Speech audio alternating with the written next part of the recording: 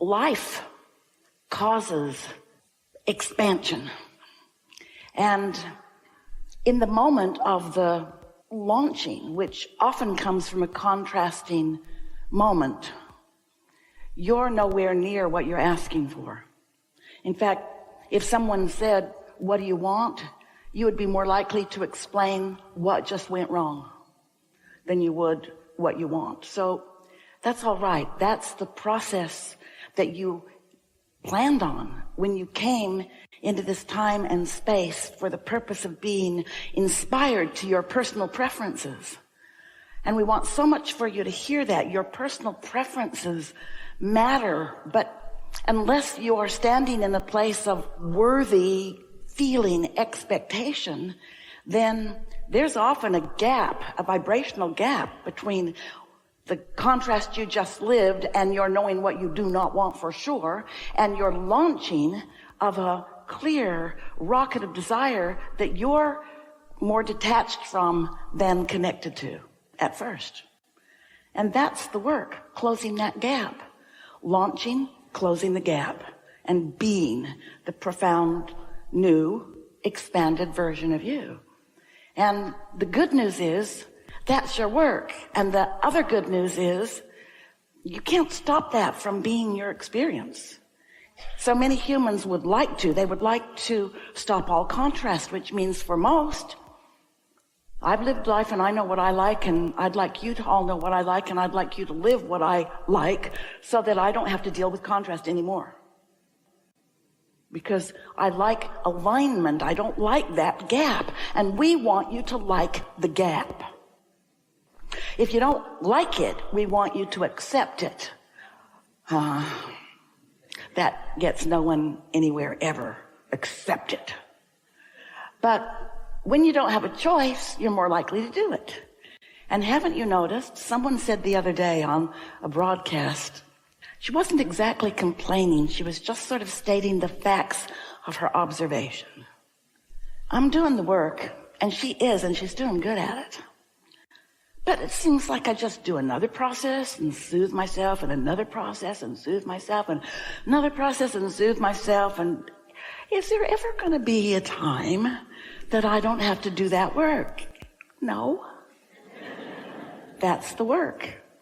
So there's something about accepting it not as something that I have to do, but something that is of value to do, and something that is fun to do, and something that, when I get my hands in that clay, is so satisfying.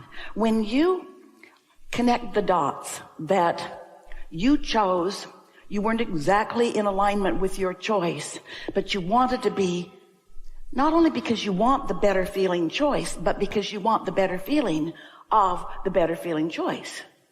So it's the better feeling that you're going for, but that's hard to accept. No, I'm pretty sure I just want him in my bed now. I want the money in the bank tomorrow, today, now. I'm pretty sure that it's the demonstration, materialization, manifestation of what I want that I want. I'm sure of it. I'm sure that the absence of it has inspired me to want the presence of it. So Abraham, please don't give me that gobbledygook about feeling better anyway. And we say, we want you to feel better anyway. You're conditioned to this physical manifestation because, well, for a number of reasons, you're really good at it. You're born with energy translators. You can see it, hear it, smell it, taste it, touch it. So you're really good at observing what is.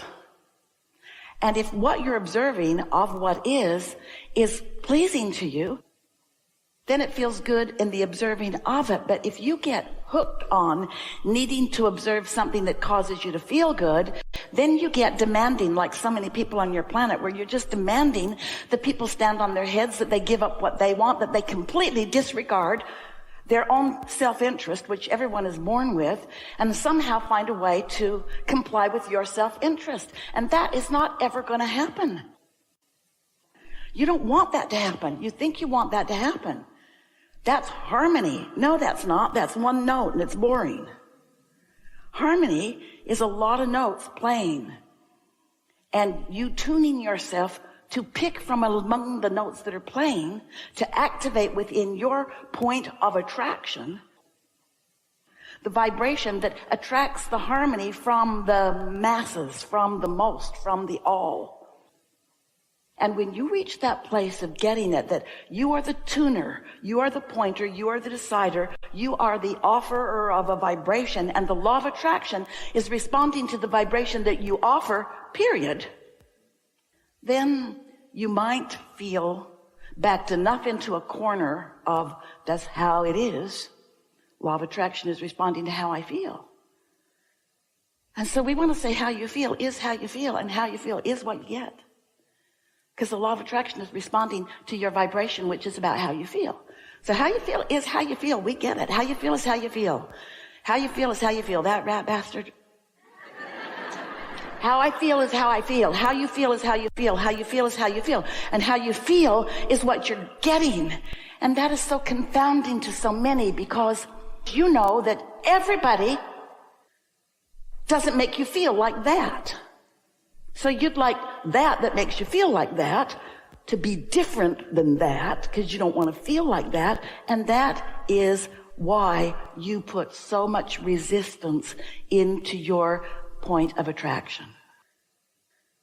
And that's really what we want you to walk out of here knowing more about today. We're just going to tell you really briefly exactly how it all works. You are non-physical energy, and focus part of that energy into this time and space and this body. Splat. And when you got here, you began right away assimilating, observing. And in your observation, you developed patterns of vibration, because that's what thought does. It is vibration.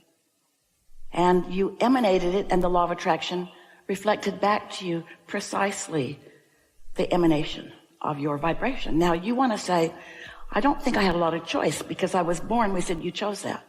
But I was born there. We say you chose that. With them, you chose that too.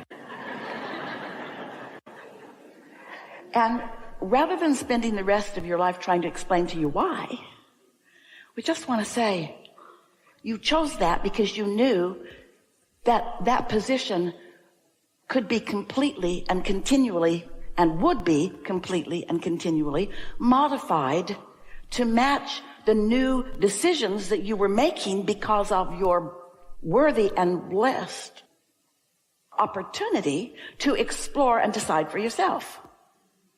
So when someone was rude, you knew you didn't want more of that. You wanted niceness. When you are rude, you know you don't want that. You know how that feels. Not enough of something you want more of that, and too much of something you don't want. You want less of that and more of something on the other end of the vibrational stick. Your life is working for you because it is focusing you into constant requests that are emanating from you, whether you know that they are or not. And those requests, we call it launching rockets of desire, is so big and so lovely and so wonderful. Because as you launch that rocket, one by one by one by one, as you launch those rockets, the inner being part of you that was you before you knew you, who still remains non-physically focused, embraces the new decision that you've made and gives that non-resisted, not divided attention. Now, that doesn't feel very exciting to you, because you can't observe it, you can't see it, hear it, smell it, taste it, touch it, but you could be aware of it. That non-physical part of you, who is inextricably you, is focused upon your choices. The question is, are you? Are you focused upon the choice that life evoked from you? Or are you standing in the place of defensiveness and irritation that something unwanted caused you to launch that rocket? And in your not knowing how this works, and in your not trusting yourself, in your not understanding the law of attraction, and in you not understanding your point of attraction. If you're like most humans, you're just thinking all over the place, and you're attracting all over the place, and you're getting wanted and unwanted, and you don't really get why you're getting what you're getting. And then if you're like most people, you're standing in groups to try to gain power over others instead of hooking into your own power and tending to your own point of attraction and watching in real time the energy that creates worlds flow through you, answering your requests, turning your thoughts to things. Your thoughts to things. You get to turn your thoughts to experiences, to life, to material things, to real things, to things that you can see and hear and smell and touch and taste, rendezvous with. But you can't stand in a place of not seeing it, you know. Don't defend. This is a really good time to say this, because you do this a lot, but you're not the only one. Everybody does it a lot. It's a sort of defensive, this is where I am, and I didn't really mean to get here, but I'd like to explain how it is. And so you get in this sort of defensive. Don't defend not feeling good, ever. Because while by earth standards, you've got very good reason for it. In other words, you get on a daytime talk show and get the audience to choose sides. A lot of people choose your side, but they're not the law of attraction. And they're not the art of allowing either. So don't argue for not feeling good. Don't try to defend that. We want to say to you, is contrast your friend? Yes, it is. Is resistance your friend? Yes, it is. Don't fight it. Just let it be. Don't fight it. Don't defend it. Don't pretend that it isn't there when it is. Just accept it and then move as best you can from wherever you are in the direction of what feels a little better and what feels a little better. And the way you feel lets you know whether you're calibrated to your inner being or calibrated to what is. People that are calibrated toward what is, about what is, it can't change. Different places, different faces, but same old stuff keeps happening. You got to look where you're wanting to be. So your inner being is choosing all the time. Your inner being is choosing all the time. That's why you have emotions. So let's say you're conversing with someone or maybe even watching something on television and you are not liking what you're seeing. And it feels like irritation. You keep watching and it starts to feel like stronger irritation. Then you just get mad. Well, your inner being is watching the same thing that you're watching, but your inner being is choosing differently than you are. Your inner being is not pushing against anything about anyone. Your inner being is looking for wanted in every situation. So your inner being is choosing on your behalf all the time. And when you feel negative emotion, you're not choosing like your inner being is choosing.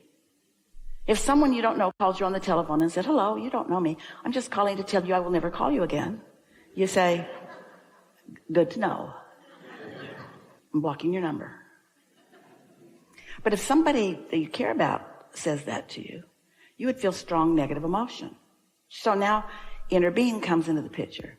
Someone calls you that you don't particularly care about them. You feel no emotion. Somebody that you really care about says they're not going to call you again. Your inner being sees it all, is aware of it all, but doesn't see it as a slight to you, doesn't see it as the end of your life, understands that it's a contrasting experience that's causing you to launch rockets of desires, knows that value is coming out of this for you, is eager about the value that's coming, and immediately looks forward toward the value. And so feels no negative emotion. And if you're looking at it differently, then you're not looking where your inner being has chosen.